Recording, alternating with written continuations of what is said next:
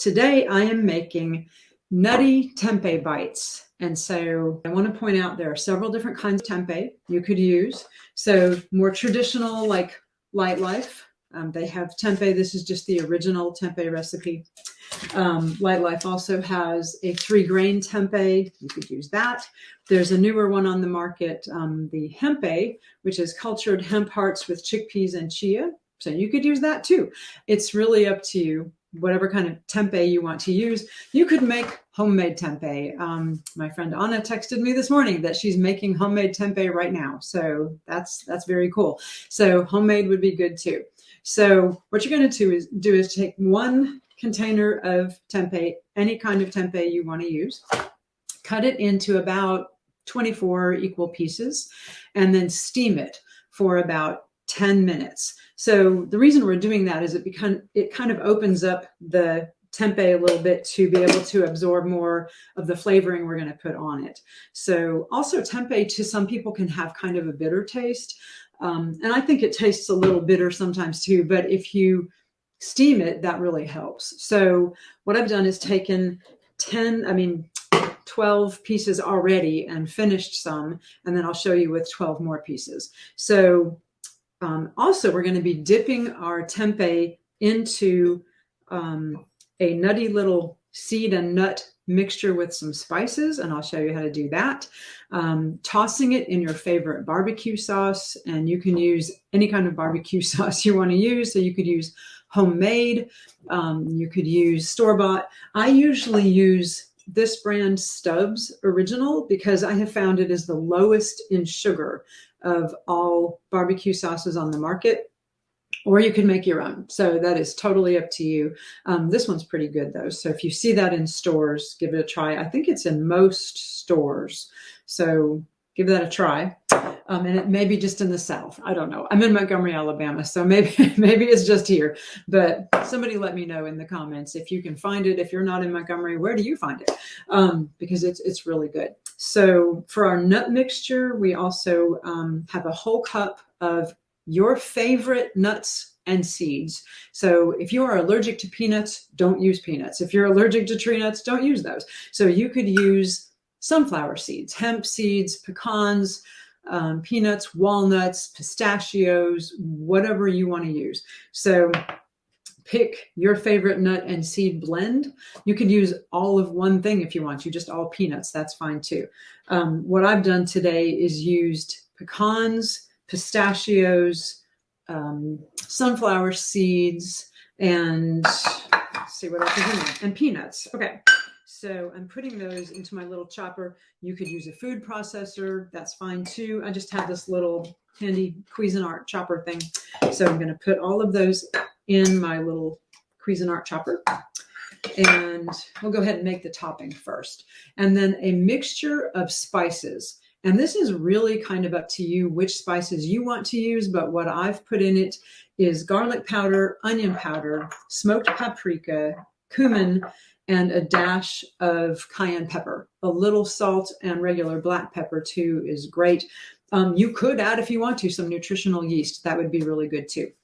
So I've taken about a teaspoon each of smoked paprika, onion powder, garlic powder, and cumin.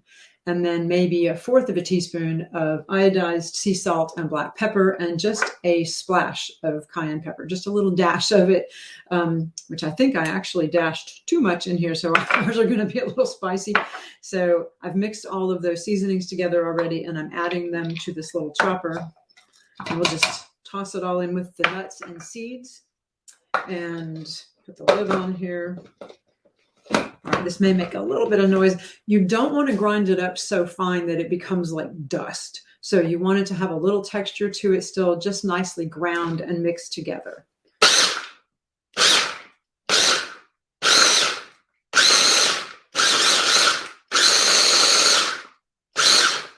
take a look at that. That's pretty good. Maybe just a couple more little spins. Let's see. Oh yeah, that's good. All right, and we'll dump that all in this bowl. All right, get that all tossed together. And there will be some big pieces still in there, and that's just fine.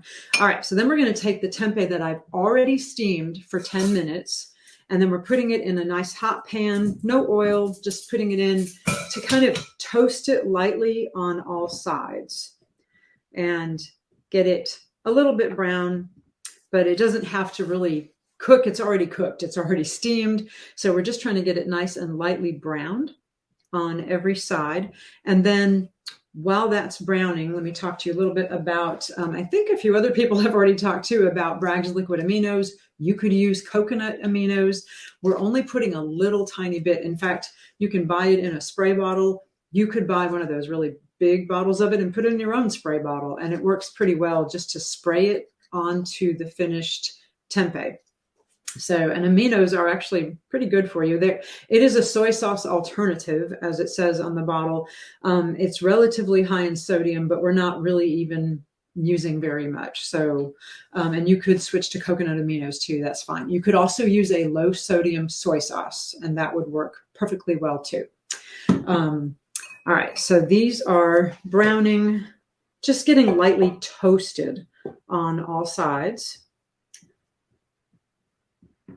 And I'm not using any oil. I'm just getting them slightly browned and a little bit crispy is what we're going for.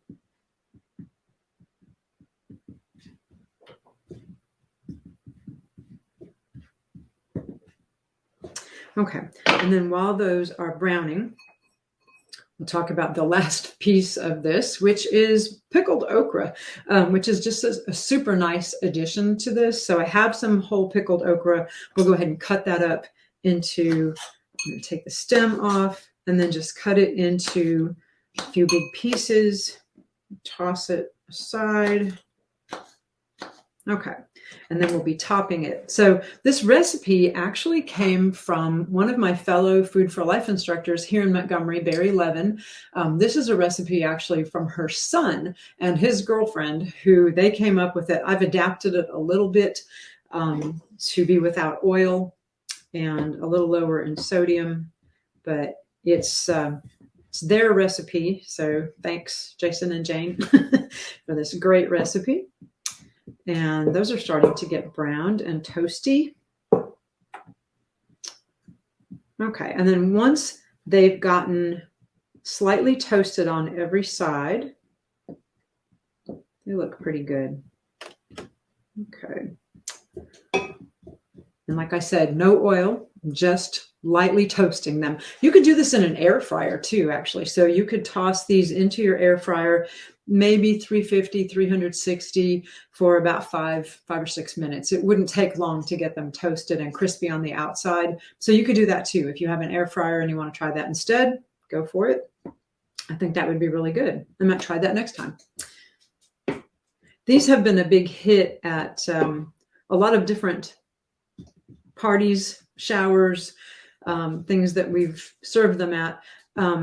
We had it for our daughter-in-law's bridal shower and put it on a crudité, or what they call the charcuterie boards. We put it on a charcuterie board with some vegan cheeses and some dips and breads, and it was a hit. Everybody really liked it, even our non-vegan friends who were there. All right, so I'm taking those out of the pan, setting them aside, and then I'll spray it really quickly with the Braggs. We just want to get it lightly coated, so it's not much.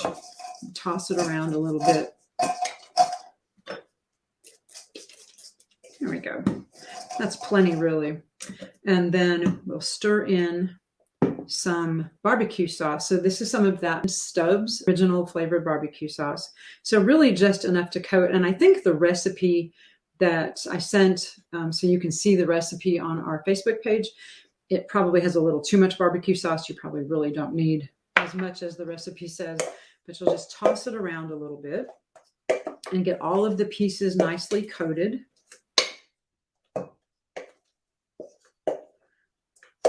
And then we're going to dip it in the nut and seed mixture, nut and seed and spice blend. Okay. And I always recommend having one hand that you use for wet things and one hand that you use for dry things, so you don't get your hands all coated. So I'm going to use one hand to touch the wet things, put it into the topping, and just toss it around a little bit.